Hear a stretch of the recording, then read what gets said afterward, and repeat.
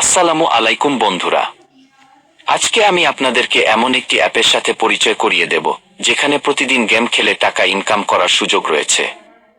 যদি আপনি free fire খেলতে ভালোবাসেন তাহলে এই ভিডিওটি আপনার জন্য। এই অ্যাপের নাম ফাইট ব্যাটল। এখানে প্রতিদিন বিভিন্ন ফ্রি ফায়ার টুর্নামেন্ট হয়।